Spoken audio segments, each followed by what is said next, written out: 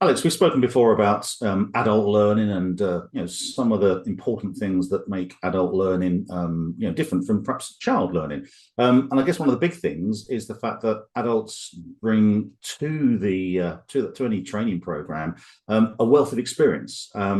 So I'm just wondering, from a perspective of learning in the adult world, what's important when it comes to using that experience that walks into the room. And it's interesting reflection, Gareth, and that's one of the joys of working with a group of adults because they have experience. And as a facilitator, it's our job to use that experience to help them connect with the purpose, the reason that they're learning. And one of the barriers that we have to this is that in any given training room, we will have a range of attitudes and internal dialogue going on around the reasons that they're there. So, for example, some people will be there and they can't wait to learn. They're really excited about the opportunity and they've heard it's great, and they're just sponges and they just want to take stuff and use it and grow.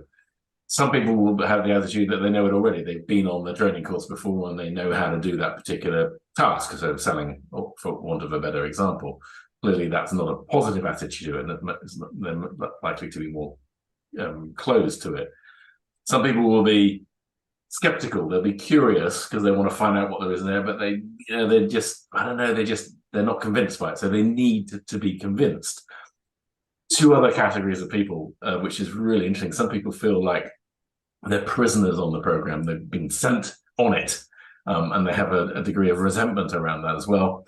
And then finally, many people are often a little anxious about it because they're worried that their capability is going to be exposed, and this will trigger thoughts and feelings that they may have from learning in the past. And all of these people will be in the room very, very often, and it's our job to help those people connect to why they're there, and connecting with them and nurturing the input that they're able to give you. They're mining their experience, their views, and their opinions will help you make it relevant to them. And in some ways, it's useful to think about your job as a facilitator. Your job is to breach the translation gap, so to speak, between what's in it for the organization, so in other words, why you've been employed to work with this group of people, but also what's in it for them. You need to make that gap, breach that gap, because if you don't, very often it's very difficult for them to do it, and that reason won't be clear. So I guess just picking back on that, there's one word you used, which was facilitate, not teach.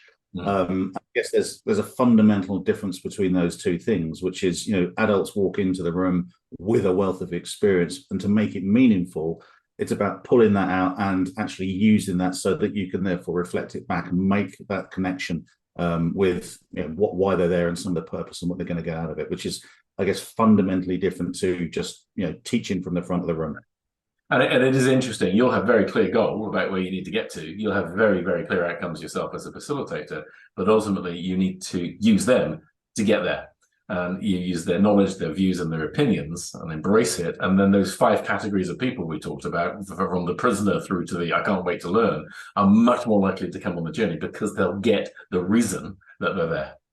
Okay, great insight. Thanks, Alex.